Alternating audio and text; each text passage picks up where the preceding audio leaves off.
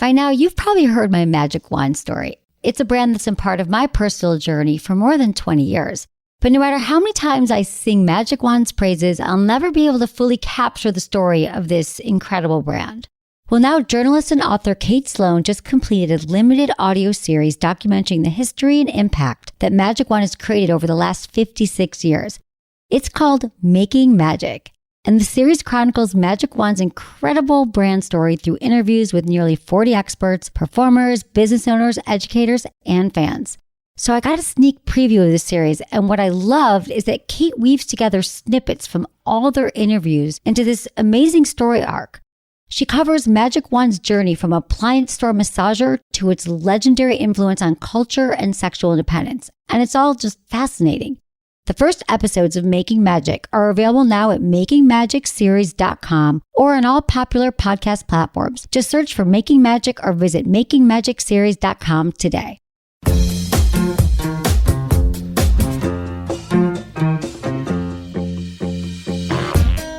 He will literally stick his entire tongue inside of my mouth. Wow. And I'm like, what am I supposed to do with this? Right.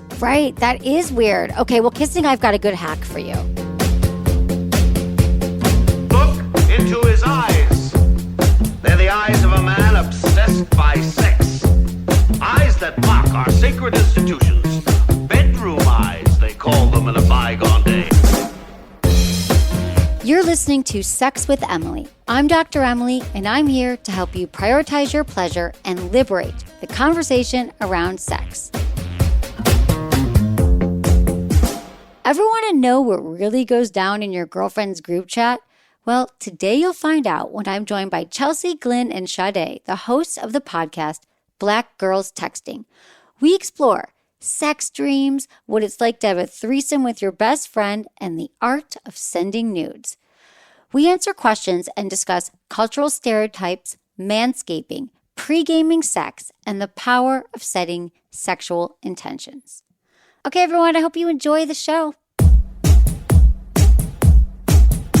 Well, I'm really excited to have you here, Black Girls Texting Podcast. So I'm talking to Chelsea, Glynn, and Sade, and they have a podcast they started, Black Girls Texting, which started from a group chat. Is that it? You guys have been friends for a while. Is that it? We're all from Brooklyn, grew up together, and, all the good stuff goes down in the group chat, from dating and sex advice, but also to how do I ask for a raise at work? And did you see that stuff that's going down on the news, or something wild that's happening in pop culture? And we the group chat is our place to sound off. So we decided to open up those conversations. We just let it all hang out. Yeah, exactly. It's like hanging out with you in a week, all the thoughts, all the things that go through your mind. And it's really tapping into what a lot of us are feeling right now, especially young women. I guess all women, but in your age, you're all in your 20s, right? Yeah. Yes. Okay. Yes. So, at the top of every show, I set an intention. And I heard that you might be interested in setting one with me, which I love. Yes. So, and that also helps our listeners know. So what would make you feel good if this is over? And what did our listeners learn? Yeah, I think we all have separate needs. We're in different places in our relationships and sex lives. But for me, it is being more vocal in the boudoir. Oh, okay. Yes. So Sade, it's being more vocal about what you want, or just using your making moans? Oh, no, that I'm fine. I got that. That's not an issue for her. We're soundproofed, but it's more We're soundproofed. What I want. Yes. Okay. Vocal in the bedroom. Okay. This is awesome. All right. I think for me, and I've been trying to figure out how to put this into words, but it's to determine if I'm ready to get back out there. Okay. I guess if there's a line of questioning, that I can ask myself, or ways that I can sit with myself and understand, is this something that I want? Essentially, and we'll get into this, but I have this friend that I've been seeing for a while, very low stakes situation, but it's starting to feel like it's less fulfilling.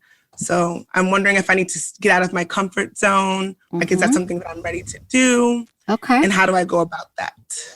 This is news to us. Breaking news. Breaking news. Okay, Chelsea, tell me everything. Well, I'm in a relationship, so mine would probably be just feeling sexier, like myself.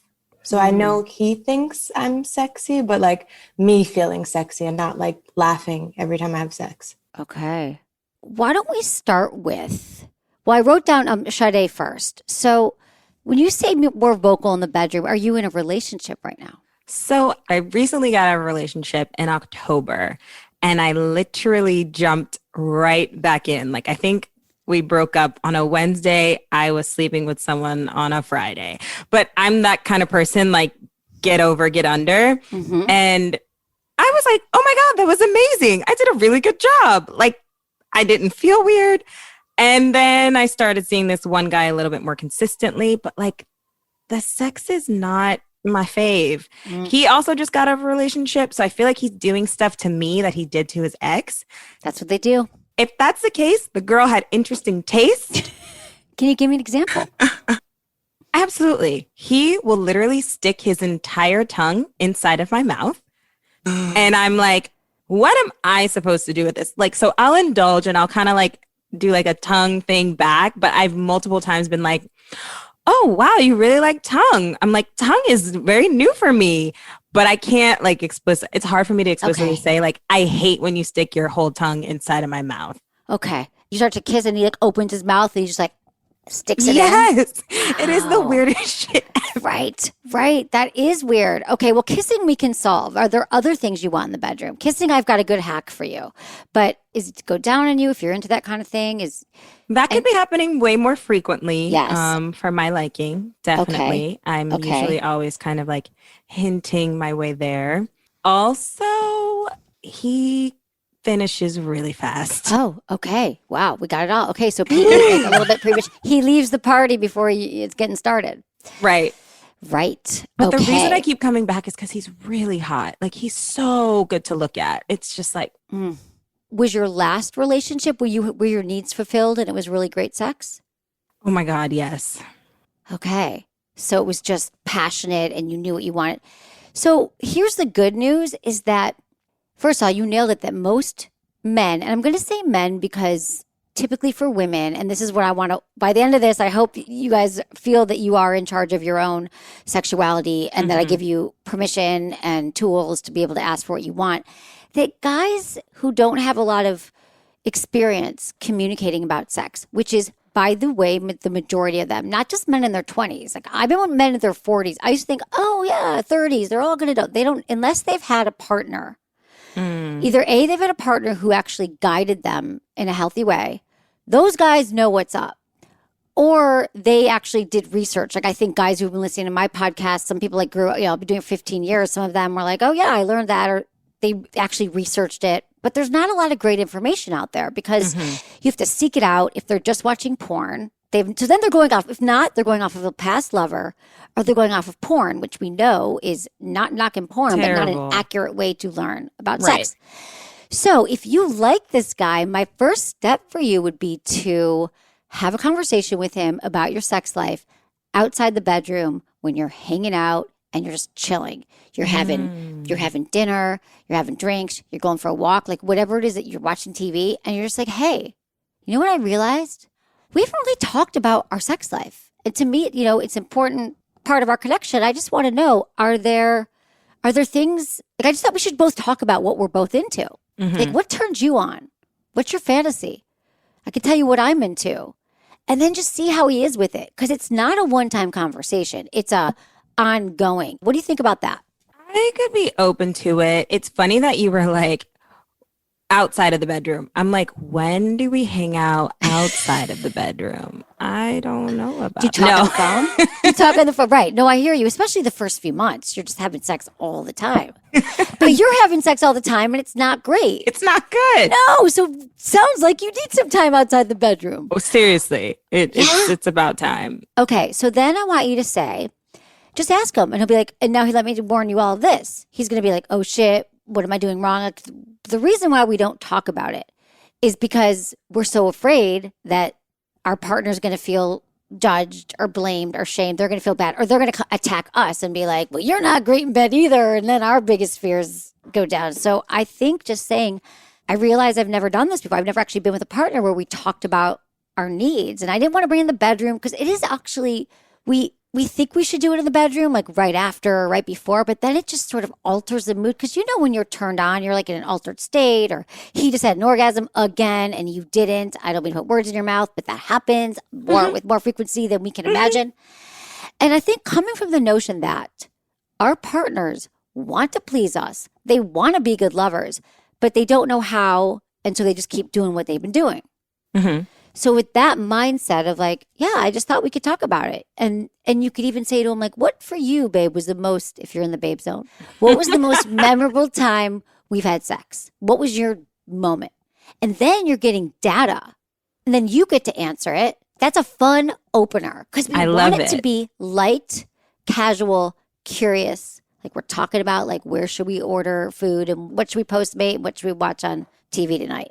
And that's where I want everyone to get to on the planet. But especially for today's purposes, I want you to know that it's your, like, this is how it could be and should be. And it saves you so much time from months of like not good. So what would you say if I said to you, so he says, we're going to practice. And I said, okay, he answers. But then he says, well, what about you? What was the most memorable time we've had sex? It could be a moment. It could be a night. Oh, yeah. I definitely have that in mind. Okay. So I have this mesh bra that I like love it because it's like see-through, right? So I'm like sitting on the couch and then one thing leads to another. Whenever we're on the couch, like somehow we just start listening to music and he like lifts up my shirt and he's like, I really want you to dance for me. And I am like, yes, I'm a Leo. So I'm like, I will dance for you. Of course. So I go into like stripper mode but like I keep the mesh bra on and everything else is off. And he's like sucking on my boob through the mesh bra. I'm dying. I'm literally so dying. hot. So hot. So hot. So hot. Then he eats me out on the couch and I had just gotten the couch and I felt really powerful about christening it. Yes. And then we went up to the bedroom and the sex was actually so good. I think because we had like amazing foreplay. Yes. So I'm like, this is attainable. We can get here. Good. But it's just not consistent. And I think the fast coming, maybe he needs like to be warmed up. Yeah, probably. This is amazing. So you just let me know is that you like the tease, you like the buildup, the slowness. Yes. And our nipples, you guys, have the same erectile tissue as our clitoris, and it also speaks the same part of the brain. So the fact that the fabric running over your nipple felt so good, and it was like suggested, but it wasn't off yet. And then he was looking at you, and you were like in your body as like the hot woman that you are and owning it. It was so hot. You were like seducing him, but yet his gaze on you was also a turn on, and it was energy exchange that just sounds really hot. Oh my God. It sounded really hot. I didn't hear that story, Sade. Yeah, there you go. You know, I'm like pretending like I don't really fuck him that often, but I do. Okay. So what it's saying is like it would be a lot better for you if you had more of a warm up.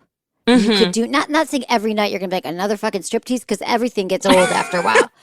But what I'm hearing is it's slow. He's kissing your neck. He's slowly removing your clothes. Maybe he's giving you a massage for 15 minutes. You're using like a warm massage candle or like a vibrator on your back, teasing you. And you can let him know that that's like a vibrator. Best for all genders. Put it on the shaft. He just texted me and I'm like, oh shit. Wait, I have a question though. Yeah, of course. Does it ever seem, because how long have you guys been canoodling, Sade? You and the young man? Since like November. Okay. Yeah, that's some time. I was just wondering when it seems like we're trying to like spice things up with someone who you're just starting to hook up with, if it ever seems too soon or if it seems like we're trying to repair something that we haven't even really started yet. And like, if it feels like, or like, you know, do you build a certain level of trust with someone before you start to do that type of experimentation? Glynn, good question. Really good question. I mean, my belief, my philosophy is that as soon as you start having sex with someone, it's time to start talking about it. What if he kept taking you out to Mexican food and you're like, I don't like Mexican, and he wants to get tacos. You're like, I don't want tacos. Like you would say something. You'd say, I actually really want Italian. Sex is the same. You wouldn't wait 3 months, right? Till you felt safe. You would tell him. So to answer your point, it's like the sex is the same thing. You feel comfortable. You would start to say something. And That's how you build the real trust rather than spending a few months going, just like kind of suffering through till you feel safer. But I used to feel the same way. I mean, just so you know, I've been through all the things of waiting and being performative in the bedroom just because I thought that's what they wanted. But I think the sooner you're into it, and you have to also know that when you're having it, you have to say, this is not a mark on you. I'm practicing. This is part of my growth. A lot of people blame me. They're like, I was listening to this podcast. I was listening to Sex with Emily. And I realized we have never talked about it. And you could even say, I've never even really talked about it. I've never really done it. You could say that. So I thought, would you be willing to start with me? Because, and if you reinforce, it's not about you, it's a new thing. And I want you to come on this journey with me because I think it could really help every relationship. You're guessing what I want. I always want to make sure I'm a great lover to you. And you just keep reinforcing it because they're going to need to know that you're like, come on, what's up? You've never brought it up. Right. It sounds like you know what's felt good to you. And then he might answer, we don't know yet. Do you know what he might answer? I'm not sure. I know he's really into hand jobs, which is so fucking weird to me. I shouldn't say that. Hand jobs aren't weird. It's just it's like a rare case for me at least that you get a guy that's like, I love a good hand job, but like that's his. It's like very like you're like, I liked them in middle school or high school. Right. Yeah, literally. But maybe it's because he's a premature ejaculator and he lasts longer that way. I think so too. I'm like, there has to be a correlation. Or because you between don't the give hand job. blowjobs. Oh, do you not give blowjobs? That too. You don't like giving him blowjobs? Not really. But the thing is, like, I've sucked his dick. Okay. You said that's so like, not really, but like I've done it. Like I've done it. And okay, that is PE, his premature ejaculation. Has he ever brought that up? Has he ever said, oh, sorry, or oh, I don't know why that happened, or it just sort of. So what he will do a lot is he'll be like, oh, like I'm getting really old. I'm so tired. And I'm like, okay, because I'll be really into it. And then he's like, oh, hold on. Or like, we'll switch position. Stop. He's like, wait. And then sometimes like we might not even finish and he'll just be like, oh yeah, I'm like so tired or this or that. And I'm like, dude, what the fuck? But I'm not trying to be judgmental. I get everyone has their things. Right. But it's just like the combo of all the things. I almost am at this point where I'm like, maybe we should not have intercourse and you can just eat me out. Yeah. And I can just give you hand jobs. Well, that's it. If you're not, most women don't orgasm through intercourse anyway. I don't need it. Yeah. Well, that could be it too. What if that's your agreement? And then he feels less pressure. You could even say, and I know sometimes like you finish maybe before you want to, but so tell me more about this. Is there something I could do to help prolong that? But if that's PE is a whole nother, like I talk about it all the time. It's a process for men. A lot of times it's anxiety. It's a pattern. Wait, I have a question. Yes, Chelsea. If he like ejaculates early, if he goes to the bathroom and just like handles himself and then has sex with her. He might be able to get hard again. Yeah. He might have a round 2. And like maybe it'll last longer. I don't know. Some men can come again. They couldn't. Like my other plan. I don't need to be penetrated. I like this plan. So it's about communication. And then the kissing thing, my tip for kissing is you say to him, okay, I want you to show me how you like to be kissed. And then you're going to say, I'm going to show you how I want to be kissed. Ooh, I like that. Okay, keep me posted. And that's hot. Too. Communication. It's all communication. Dude, at the end of the day, that's what it is. Yeah. Well, I'm excited. Okay, cool. This is fun. Okay. Glynn or Chelsea. This is very indicative of the group chat, by the way. Can I join the group chat? I kind of want to. Can I duck in? Can you have like an alt? Yeah. I'll come on your show. I'll be like. We have spin-off groups. Oh, and please. Do you? Yeah. I love helping women with this stuff. It's just like, because I want you all to be in your bodies and having the sex you want. It's not all going to be amazing for anyone at any point in their life. And it changes and what you want changes. And so to have the practice, even if this isn't your guy for life, you're practicing. When we come back, I help Glynn decide if she's really ready for a serious relationship.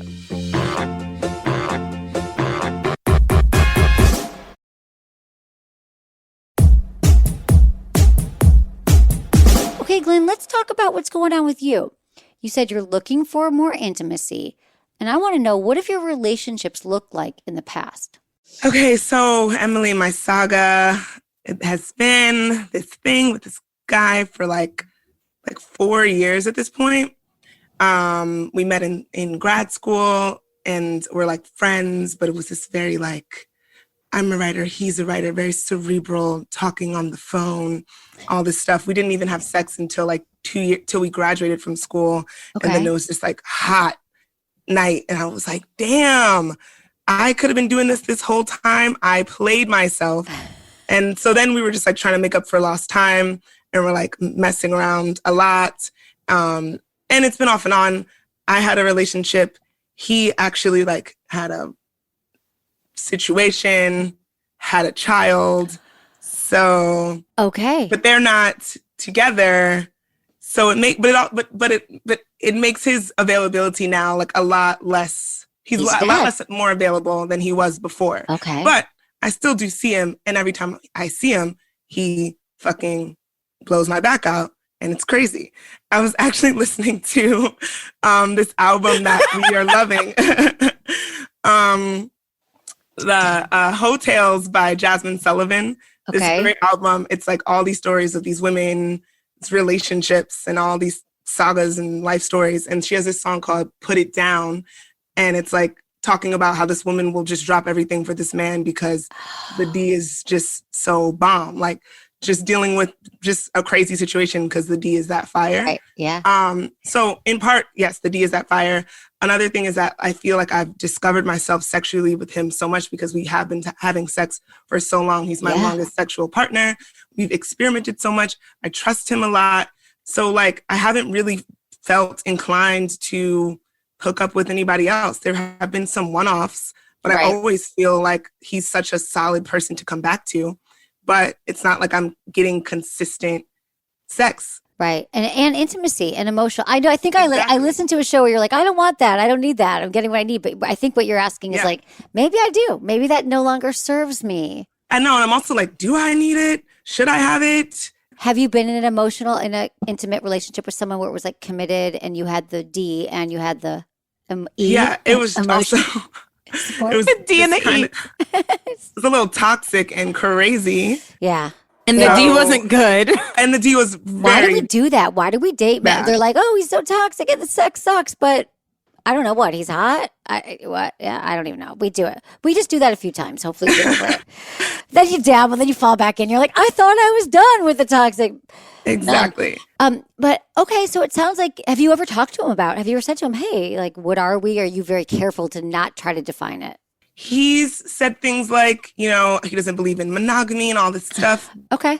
We've exchanged I love yous and things like that. But it's very, to me, I'm like, it's not going anywhere. It can't. Okay. Well, so like, why? Well, why? I know why, because the D is so fire. Well, right. But I think you could find other D that's fire. And let me tell you this. It's not about the guy. It's about how he makes you feel when you're with him. It's not because his D. It is, yes, there's good Ds. But I think it's because there's some sort of comfort and safety where you're allowed to, Glynn, really be yourself and feel comfortable and safe. And I'll tell you, there will be other men that you will feel this with. So you're giving him a lot of credit. Mm-hmm. But I think it's more about your sexual awakening with this guy over 4 years. Yeah. And so I think that then there's like an attachment to him where you're like, oh, but we do that. We assign meaning or labeling to them. But I think it's like a great gift what you've gotten from him. But I know we all dread having this conversation. But you could say, I've been doing more thinking lately and I'm trying to figure out what I need. And I hear you about monogamy is not your thing. And since I've never really gone down that road, I'm kind of curious about it. I make assumptions or I believe that that's not something you'd be interested in. Or can you tell me more about what you're thinking right now? Mm-hmm, mm-hmm. And then you have information. And then you get to kind of, maybe you will start to date on the side. Maybe you will start to dabble, figure out what else is out there. Yeah. See whatever. I saw a tweet recently, though, that I want us to both consider, Glynn. It said, was the sex with your toxic ex really that good, or were they just starving you of any sort of intimacy in every other aspect besides sex? That's it. Yikes. That's what you have with him. I have a lot of intimacy with him, though. Okay. I do. There's a lot. I think it's just like, you mentioned something about the comfort, and I'm definitely in the comfort.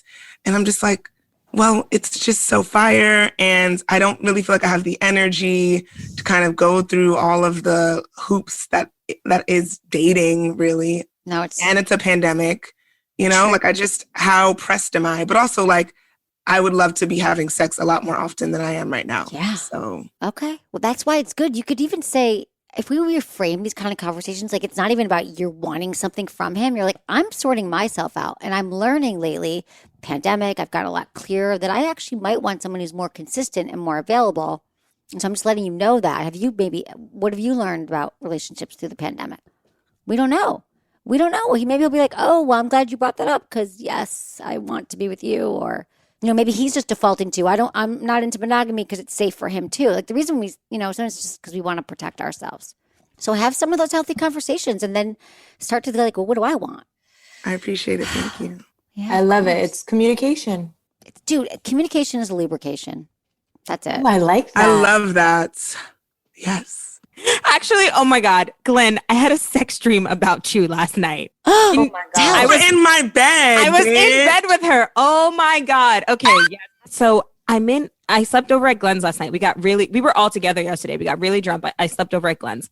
And I had this dream that you were, because Glenn's a little predatory sometimes, and not in a creepy way, just in like she could be very aggressive, and especially when she gets drunk. And you were just like being handsy, and we were kind of like tussling around. And then the next thing is always the beginning of like start fucking. So then you and I are like tussling around.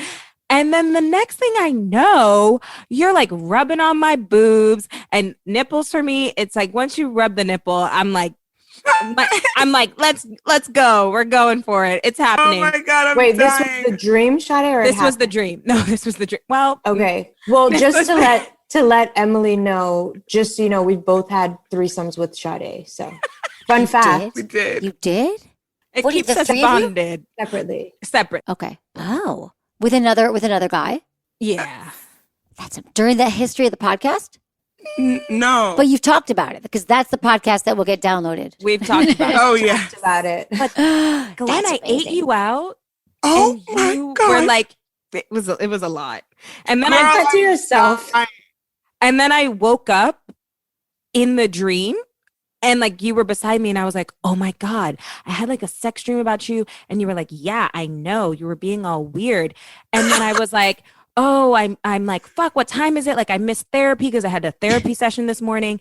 And then I guess I woke back up in real life and I was like, what the fuck? Oh my God. So, Emily, what do you make of that? Is she in love with me? Yeah, maybe secretly. Maybe you guys are talking about sex all the time. I don't know. But in your threesomes, did you guys hook up or was it just about the dude? I tried with Sade. She did not reciprocate with me very Well, maybe well. she wishes she had. Oh. Repressed desires. I think it just means you guys are close. You have an intimate friendship. And oftentimes our dreams are just more about, like Jung would always say, it's not so much about the person that you dream of. It's about a feeling that you want to have. And things get commingled, right? Like different information. So I don't want to but I don't know. Could be interesting for the next threesome, We'll see. I did want you to invite someone over the other day and you said You were no. trying to have us like do that again. Okay, Chelsea, what's up? Tell me. So I'm the relationship gal, and it's awkward because he can probably hear me. But we are in a long-term relationship. This is the person that I want to marry and have a family with. This is the person that I love. But I'm just like such a goofy person. Like, I feel like I wish I could like do a dance for him, but like I can't. I would just start laughing the whole time. And I feel like the time when I'm like the hottest is probably when I'm giving him fellatio because like I know what I'm doing. Other than that, I'm like overthinking it, like laughing because I don't know what else to do, but like I want to be sexier. Right. Okay. It's so funny because what is sexy, right? Is it what we see other people doing? But like, I love that you're asking this because it's really about finding when do I feel the sexiest? So we know when you're performing, when you're pleasing him, that turns you on too. But I'm curious about your own relationship to your body and your sexuality. Like, do you masturbate? Do you get into your body? No, never. No. So like the first time I masturbated, actually was because Sade gifted me a vibrator and I tried it, but like I've never done it, with my hands. Like I always have to use a tool. That's great. Say so many of us are in that boat. So there's nothing wrong with that. Did you have an orgasm? Did you have pleasure? Yeah. If you had to think about your hottest sexual moment in your whole history of sex, what's that for you? Your sexual movie, what you fantasize about if you fantasize? Well, definitely if I have like a specific like outfit on, I feel more sexy. But then I just start like laughing. But maybe that's my sexy. Protection. I don't know. Yeah. Do you ever dress up for yourself? Hear me out. Like in your bedroom, you got a mirror. Do you live with your boyfriend? Yes, we live together. So maybe he's not there or he's out or you're in the bathroom, you're taking a bath and you put it on. And even though women, we got things about our bodies, but hopefully, we move past that. And how we move past that is just like when we feel ourselves in the mirror and you look at your body and what it does. And, maybe you're taking a bath or you're rubbing lotion on and then you like kind of move for yourself and you practice. And maybe you give yourself an orgasm, you're in the tub, you bring your toy. Play your favorite music, light your favorite candle, like all the senses. You get all the senses going because you got like the warm water on you, your playlist. Maybe you have your favorite chocolates or whatever tastes delicious to you. And then you're just like, wow, I'm pretty fucking hot. Like I had an orgasm. Like take a mirror and like look at your vulva. And then you're like, oh, this is my power. Like it's in our body. We have to get it out. And then you'll just walk differently. You'll be like, I got this. It's just, that's why I sometimes, they say like men pregame, but I'll pregame before sex. I'll be like, have my orgasms going, get in my body. Cause I'm tense. I'm like anxious, work, la, la, la. So then I just try to come down. And I like, before I even see someone that I'm dating, like, I need to shower. I need my space. And you're living together too. So it's probably also harder because you're like, I'm in my sweats now. And then I'm in my sweat. You're just there. It's hard. It's a little bit harder, especially during the pandemic.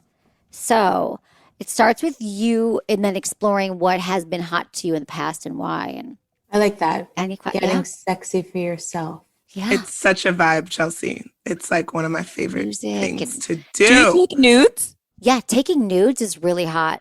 So when you take a nude and you learn your body, like I know it sounds, but all of it's awkward. Like we all have these roadblocks, but once you take one step and you're like, okay, I'm gonna take pictures. Like girls told me to take pictures, right? What do you guys get from taking nudes? Like Yeah. Oh my God. I remember when Sade and like another one of our friends were always taking nudes of each other. And I thought it was ridiculous. And I was like, oh my God, why would you take naked pictures of yourselves and have them on your phone? That's scary. That's terrifying. And then they like hooked me up with a photo shoot one time. And I literally felt like the baddest bitch alive. Like I felt so fine. Like I was looking at those photos, like, look at my ass, look at my body. And if only for me, I don't have to send them to anyone. Yeah, but remember when I joined and I was just laughing the whole time? Yeah, you were. Like, is it possible that some people just aren't sexy? It sounds to me that perhaps the laughing is sort of it's because maybe you're uncomfortable with it. It doesn't feel like you, or it doesn't feel natural. Or maybe you grew up in an environment where it wasn't okay to talk about sex and it was always a joke, or your parents shut it down, which is very common. And so like, they'd be like, cover your eyes so then, or it's a joke, or maybe you had older brothers who were like, I don't know. It's a conditioning, but you can undo it. And ask your partner too. What does he think about it? Like, does he think it's cute that you laugh? I mean, I'm not saying, because maybe there's not, it sounds like you're having an issue with it. That's really what it's about. What do we, okay. Yeah, okay. I feel good about this. Now we have to do a check-in. I'm excited for your nudes. Yes. Okay, we got to take a break. But when we come back, I want to hear your tips for taking nudes. We'll be right back.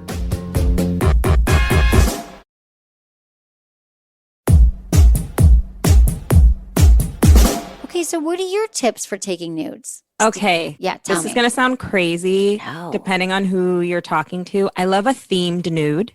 So I had this ex in college and he went abroad. So we weren't together. So I made this like fake Facebook account and I would upload photos just for him. So Facebook definitely has all my nudes, but whatever. Definitely. And Now I we would know. do a themed shoot around like a bunch of different things. So I did like a St. Patrick's Day shoot. I did a Valentine's Day shoot. I would do like just absurd things and I'd have little outfits on or like in the theme. And it just like makes it fun. Like I think like nudes are fun. Like it's another form to me of like expression. Like you're just having a good time. Sometimes it's a laugh. I've taken like nudes being ridiculous where I'm like, this is absurd, but like guys just want to see your body. Like they want to see every nook and cranny, even when you're like, oh, I look fat, or there's cellulite there, or this is a problem. Like all they're going to see is how fucking hot you look. Yep.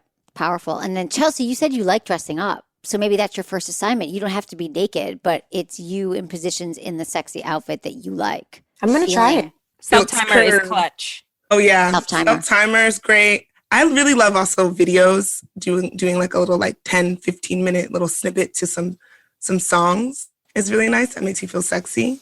It's true. I love that. Okay. I am no face, no case. So if this is a new person, just don't have your face. So I keep all my nudes in a folder, and depending on the guy, I will crop, you know, like if it's like someone who I'm taking super seriously, he might get a full face. If it's just some rando, they get a crop, you know? Yes, it's smart because people can track you. Take out the face. They don't deserve the face yet. No face, no case. And if you're really feeling extra, you could do like a face tune and blur tattoos. That's my issue. No, that's smart because they do get out there. Right. Not just Mark Zuckerberg and Facebook with your photos, but just our guys, people, you know, all the like revenge stuff that people do. Exactly. I know. I'm like, if any young girls are listening, I do not condone nudes. Yes, really. I mean, kind of scares me. Trustable because there's all that stuff like on TikTok where they're like semi-nudes, like people, young women are being bullied, like younger than, you know, in their teens. No. Have you seen this? Have you seen the silhouette challenge on TikTok? I've heard about it. Yeah. So it's like you start off in like regular clothes and then all of a sudden the screen gets like red and black and it's just like your silhouette being sexy. It's hot. It's really cool and really hot. The problem is these like techie nerdy people have figured out how to remove the like red and black filter. So they've seen girls naked. No. Yeah, it's really scary. No, that's really cool. scary. Yeah, it's predatory, but it is predatory. And like, why go through all that work? Just go look at some porn or something. Ugh, I just don't get it. It's the trickery that gets them off, though. But you know what's interesting about that challenge, Chelsea, and like the question and your intention? Because I think right now on the internet, there's this whole like body positivity, feeling sexy in your own skin conversations that's happening. Because Chloe Bailey from Chloe and Halle, the singing group, she recently like was releasing some really hot, she did like kind of a sort of a silhouette challenge kind of dance, and like, whoo, the girl is bad, okay? And she inspired like all these women online to start feeling themselves, but she also got all this backlash from people saying like, why are you dancing so suggestively? It looks like you're trying to seek attention, because she's always said that she's very like God-fearing and what have you. But she said that like when she dances sexy or when she is making music, when she's wearing her little outfits, that's when she feels the most confident. Like those are the moments that make her feel like herself. So there's so much power, I think, in having moments of sexiness and owning that. Owning your sexuality. Yeah.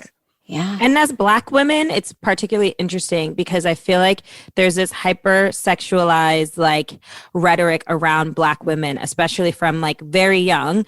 And then it's like, oh, you know, body, big hips, big asses, big tits, like all of this voluptuousness. But then when a woman does step into her sexiness, we talked about this on an episode when Meg Thee Stallion made her now very famous song WAP, everyone lost their shit. And it's like, we can't talk about our wet ass pussies. What's wrong with that? Exactly. So let's talk about, because that was actually my next thing about, you know, your podcast, Black Girls Texting. What could I learn from you? What could we all learn? I would say that we're just people. I know that's like silly, but like even just thinking about when I travel, right? I've been mistaken for like a prostitute simply because I'm Black. And nothing's wrong with being a prostitute or a sex worker. But like, it's just like those weird moments of like people putting something on you that might not be you. Like sometimes even thinking you're sexy when you're like the goofiest goofball like me, you know? So I don't know. That's one. Yeah.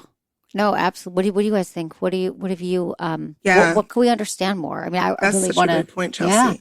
I also just like that idea of like having our right to pleasure and without shame.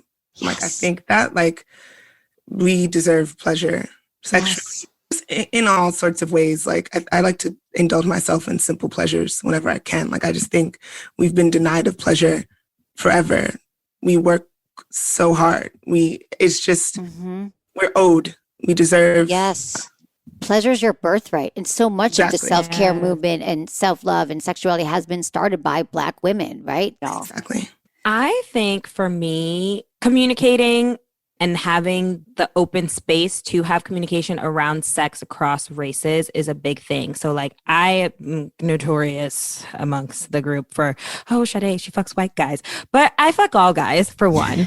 But two, a lot of times I would sleep with men that were not Black, and they would always be like, you know, I've always wanted to sleep with a Black girl, but I've been kind of like afraid and all this stuff. And I'm like, I don't need to know all this information. It could have just been an exchange. We could have had the sex and we could have kept it moving. I have been more open with some guys to like have the conversation and be like, why did you feel like you needed to say that? But Right. sometimes you don't want to have to go through that, right? Right. So I think it kind of piggybacks off of Glynn and Chelsea's statement of like, we're just people. We Right. deserve pleasure. And like, even if this is like a little like fetishy moment for you, like really unpack that a little bit before you just go You don't have to telling say- people. Yeah. Exactly. No, it's offensive. I was just going to mention, Emily, a piece of feedback that we always get. People are always like, I can't believe you guys are so honest about like the sex that you're having, and you tell these stories, and they really appreciate that vulnerability. Yeah. And we think that's important. Like It is that important. honesty, getting those stories out there. Well, I always say that to women, like, be that friend that talks about sex. That's how we're going to learn. And then we can reinforce pleasure's your birthright. Like I do that with, all my close friends. I'm like, have you had an orgasm? Have you asked for what you want? We think women think we don't deserve it. We got to work hard and then maybe I'll deserve. No, we deserve it now. And we are better when we have more pleasure in our life. So I love the work that you're doing. And I think your podcast is so, so great. And you guys just have such great chemistry together. So I think it's important. Because it's not just sex. Thank you for that. Thank you so much. I know, because we're all in this Thank you. together, right? You guys, I did have an email that I wanted you to help me answer. Is that cool? Yeah. To get your take? I think it's going course. to be okay. What up, Dr. Emily? I love your show and all the advice you give. So I'm a 22-year-old Black man. My penis isn't huge like what most women expect from stories or watching porn. I'm 6.65 inches, and I won't lie, I'm insecure. I've had 2 encounters where I was making out with a girl, and they said, is it true? Is this kind of what you're talking about from your perspective? Meaning my penis is huge. I didn't know what to say. This happened 3 years ago, but I was in a relationship after these encounters where there were not comments. But I think those comments and questions have scared me throughout my relationship. I still feel insecure as a bigger athletic Black man. I don't know what I'm asking, but any feedback would help. Thank you in advance. Woo-hoo-hoo-hoo-hoo. It definitely, he's alluding to that these situations where sounds like he was with non-Black Maybe. women. So that's one thing that I'm not surprised that happened, but I can't front. I've dated Black men that were not like super well endowed, that were like very insecure about it and spoke to me about it as well. And I can't lie that I have definitely walked into certain situations expecting to see something and been like, So you guys have Oh. that, because Yeah, we hold the Not. stereotype too. so it's unfair. like what Chelsea was saying, we're people. So, and to the point of the last part of his letter, he has no control over his anatomy. That's just like how it came out. Love your body and be with women who are cool with whatever they find, and like don't. That's the thing. That's Yeah. it. I think like the minute you start to get those vibes, unless you're like, whatever, I just want to have sex, like just create the boundary and keep it moving. It's boundaries. Like you don't want that insecurity to boil over into other things in your life. Yeah. Are there any stereotypes about sleeping with white men or any other men, non-Black men, that Oh you my God, noticed? that's Oh, such a yes. good question. Tell me. That's the question. I want to know. What's the alternative? White guys like butt stuff. Like, yeah, white guys are more inclined to want anal. Really? Yeah. All the white okay. guys I've ever been with have wanted to have anal sex with me. But your ass is also humongous. Right. Glynn has a really beautiful big butt. And this is obviously a stereotype, and It's all stereotypes. All stereotypes, and we're just talking freely. And I can't speak for all Black women, but I do think there are like different cultural boundaries. So like I don't know that many Black women that are having anal sex, whereas my white girlfriends, they have. So maybe that is. Oh, the that's reason. interesting. This is Interesting. so interesting. I will say, I wish we could have like one day, hopefully we'll do it, like a cross-cultural just group of people talking about sex, because I do feel like I think Black women are kind of repressed. Like, Yes. we're not allowed to be as free and Yes. wild, or else like you're just automatically like a slut and nobody wants you. Versus like in college, I remember like I was in a sorority, a white sorority, and all my friends were doing all this like fun stuff. And like, I didn't feel like I could do it because I'm the one Black girl. Like, I don't know if that makes sense. No, it does make sense. Were any of you ever like shamed for your sexuality growing up?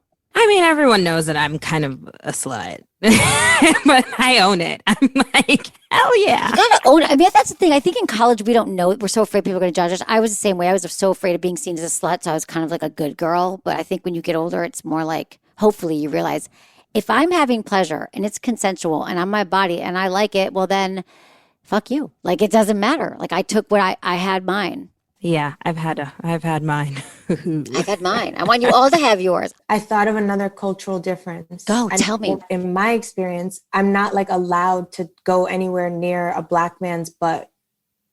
Oh, Chelsea. Like I was watching Sex in the City and they like slipped a finger in the butt. And I tried that once and I almost got like thrown across the room. Oh my God. I have gone near Black men's butts. You have. And have been allowed inside. Okay, see, all of these are stereotypes. No, You but never it's know. not. But I think it sounds like there's something about anal. And I think for a lot of straight men feel like if something goes in my butt, it means I'm gay. Exactly.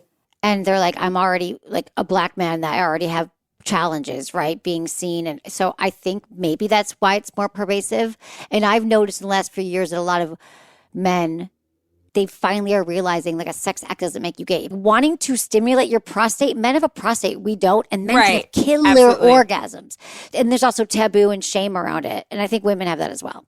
So it doesn't make you gay unless you have a partner who's a man, then you might want to be gay. But if you just want to feel good in your house, we don't judge. My theory is no one's a 0 and no one's a 10. Exactly. Everyone's a little gay. We're all a little bit on the spectrum. We say that all the time. Everyone's a little gay. And we're okay with it. Okay, body hair. What do ladies think about men with little body hair? I like having no pubic hair. It feels cleaner. What's your thoughts? This is from Eddie.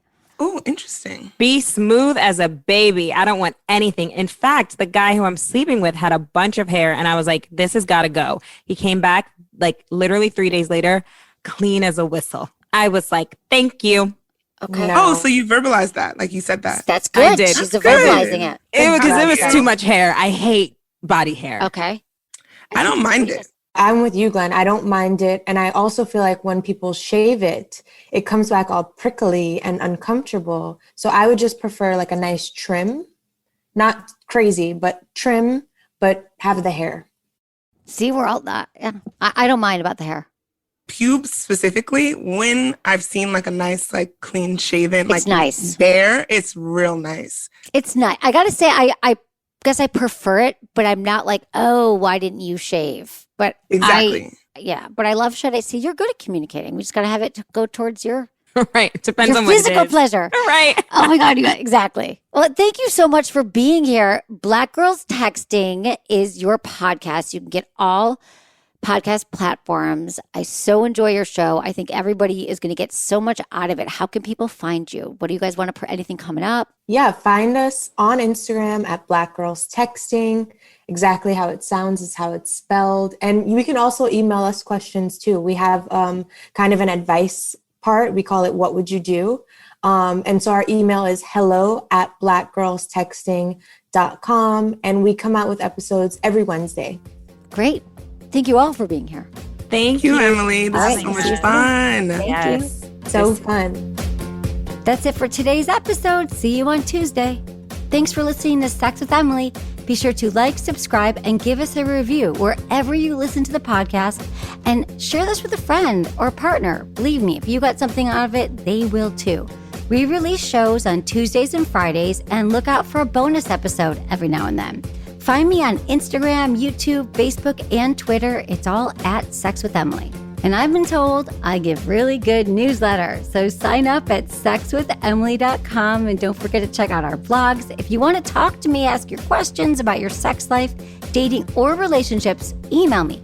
Feedback at sexwithemily.com or call into my SiriusXM show Monday through Friday, 5 to 7 p.m. Pacific, and call me 888-94-STARS.